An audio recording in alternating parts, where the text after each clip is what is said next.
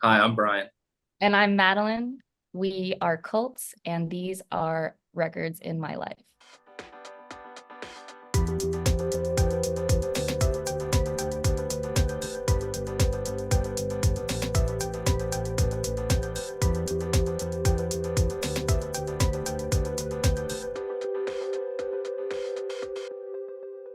Thanks so much for being on Records of My Life. How's your Monday? It is going great. It's going really well. It's like the first day that it actually feels like summer. Tell us about your new record and who you worked on it with and all that exciting stuff. It's called To the Ghosts, and we worked on it with each other. And this same producer that we've actually done all of our records with, his name is Shane Stoneback, and we had some other friends play. We had a drummer, Loren Humphrey, who's amazing. He also did some production work on the record as well. And our bass player and some horns, and then that's it. That was pretty much strings. So it was pretty small. There was like maybe a total of 10 people total from start to finish. That's a good number. It's Yeah. different than I know the Weeknd or J. Cole, who you believe you both work with, who have you see the record credits. It's like a summer camp, of It's crazy now that you can see that you can just click on Spotify and see the credits, and it's like 15 people on some songs. I don't know if they each write one word or how it works. But I do love that, because before there was I feel like I know so much more now that I love clicking on that button and seeing all the personnel. If my research is right, you guys met back in the school days in art school in NYC. And you've also collaborated with Jim Jarmusch or Jarmusch, depending on how you pronounce it. Can you give us a favorite soundtrack? One each, please. Ooh, favorite soundtrack. For me, it's a weird one, but I end up listening to it. I've always listened to it a lot, and I just rewatched the movie, and the soundtrack to I guess it's relevant now because of his latest movie, but the soundtrack to Birth by Jonathan Glazer, which I think it's Alexandre Desplat, and it's really light and symphonic, but it has a synth sub bass in it, which is maybe the first time I had heard that combination, and it blew my brain up, and kind of is maybe was a starting point of how I think about the music that I want to make. I was like, oh my gosh, this is so crazy, and the movie is so interesting and ethereal and mysterious. So that's a soundtrack that hangs out for me. I guess I'll pick The Virgin Suicides. That was one of the first soundtracks that I was like, what is going on here? This is amazing. And probably the first soundtrack that I really listened to. Do you guys both consider yourself New Yorkers now? I know you're originally from San Diego, I think. I think we're coming up on our 15th year here. So I think we're pretty solid. And that's fantastic. It's come on back. New York is great right now. It's really. This leads me to my next question, because New York has obviously an amazing history of music from the modern day all the way back to, punk and jazz. What's the first record you think of when you think of New York City? Any Velvet Underground record, Velvet Underground and Nico, it's funny, there's that thing that people say where they're oh, the Velvet Underground weren't popular in their time, but everyone who saw them started a band. And now I'm starting to see, I was yeah, right. And now I'm starting to see how that plays out in real life, since we've been in music for a while, that something like a moment, they weren't a band for very long. And it's a moment can have these repercussions throughout the years. And it's they really put a stamp on. There's a picture, I saw that documentary about them recently, and there's a photo of them by a pool in Los Angeles, and they're all wearing black turtlenecks and berets and sunglasses. And I'm hell yeah. They their stamp on the New York style, the New York vibe, the New York point of view in a way that like drew me to New York in the first place and like still does. They were so cool. I mean, even today, the same style. You look at people dressed like that and walk into a room, they're like, wow, those people are cool, right? Yeah. And if you listen to a song like Venus and Furs or something, it's still more experimental than anything that's come out today. Yes. You know, it's like you think that we would be pushing the ball further, but they really went all the way, but made it fun too. So they're like really amazing. Well, the first thing that came to mind was the New York Dolls, and then the Strokes. Yeah, Ramones, of course. We're just like both live 2 blocks away from what used to be CBGB's and is now a John Barbados. Of course. Fantastic. As we talked earlier, you guys have collaborated with J. Cole and The Weeknd. What is your favorite hip hop, neo soul, or R&B record? I think I'm like just going back to high school. I'm just like totally. I know like. I mean, it's so dorky to know like every word of a hip hop album, but I definitely know every word to Madvillain, like MF Doom and Madlib, like that also like lives in my head all the time when I'm making music. Like I think a lot of stuff in the Colts universe is about us trying to make music that sounds like samples, but without samples.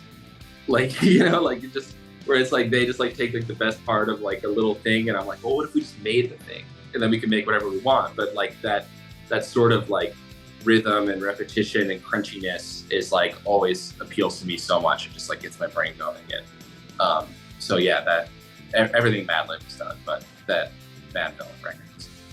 Really, what my favorite record in high school was 8-Ball and MJG, Coming Out Hard. That my friends and I used to drive around and I think listen to it on repeat for an hour straight. So that'll be my pick. Fantastic. You guys played back in the day. The ATP collaborated by Portishead, and which is a super cool, which is really complimentary to you guys, because I mean, like the band, I don't know if it's still happening, ATP. I don't think it is, but you know, most of the bands that played it were pretty kind of cutting edge and interesting and avant-garde. Do you have a favorite record by Beth Gibbons or Portishead? I like Portishead 3, man. I'm a Machine Gun freak. I listen to that song all the time. And Rhodes, you came to the right place. Glad I asked that question. I remember listening to like, you know, the outro of that third album, listening to it for the first time on a drive up to like a weed farm in Humboldt. This is not a normal trip for me, but I was like going to visit a friend, and they were living up there, and there was no electricity. It was like deep in the woods, and we went like through a series of gates. This is before it was legalized, and when the outro came on, and it's just that guitar bending for like 2 minutes, like really spooky, like Lynchian Lost Highway ending. We were in the woods with not like a light for like a square mile, and just like driving up this dirt road, and it scared me and I liked it. I wonder, like, I feel like that is just the effect that Portishead has, because I had a similar feeling, but what I was doing was way less exciting. I remember I would choose Dummy, and I remember I downloaded it onto my iPod and I was on a plane, and I was like studying for finals, and I hadn't ever really dug into the record, but it was dark on the plane, and I was studying, and I was just like, holy shit. Like I look back on that plane ride, and I feel like how you felt driving through those gates, but I was just on a JetBlue. What's a good record to get the floor moving? You are behind the decks, and the party's a complete bust. So you got to flip the track on. That's going to make, you know, the whole place go nuts. You never think my answer. This choice of mine is very cool, but I'll pick anything Bee Gees. I love the Bee Gees, and anytime I say like was a big influence for this record, but anytime I say that, he's like, but I'm throwing on the Bee Gees and people are going to be dancing. Massachusetts? Not Massachusetts. I could dance to Massachusetts. Easy. Okay. One thing that we would play, or like our bass player would play to like save the moment, that would always like get everybody going, is just the Ghostbusters theme song. Like, whenever you put that on, people would just be like, "Hey!" You know, and like start having a good time. So that would like kind of pull us out of the tailspin. Yeah, and if we need the dentist to really get going, Firestarter.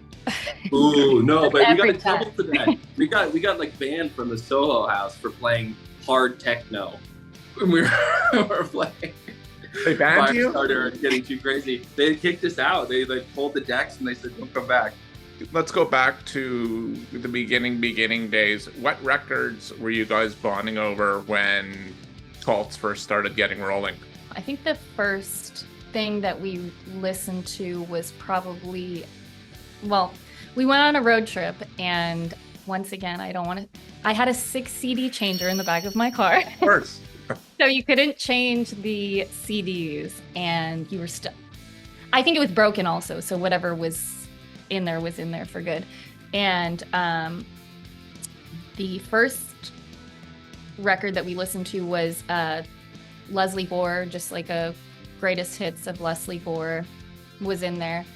I had another compilation. It was called A Date with John Waters. It was like a compilation he put together for Valentine's Day that goes through all the steps of what it would be like to be on a date with him.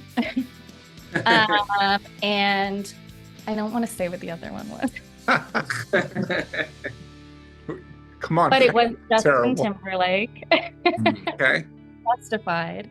And that is what we spent 8 hours. We drove from San Diego to San Francisco together. Guys, thank you again for being on Records in My Life on this Monday, the beginning of the week. I really, really appreciate your time. On to the speed round, then we'll let you get off with the beginning of the week.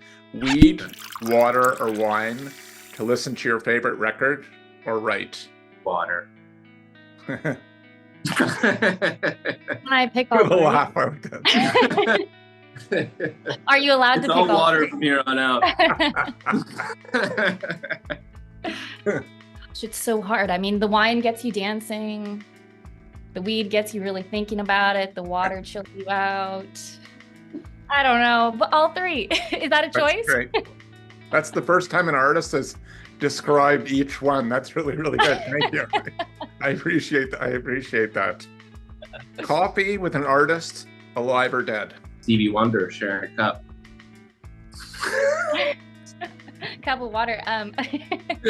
Wow. I guess I would pick Leslie Gore.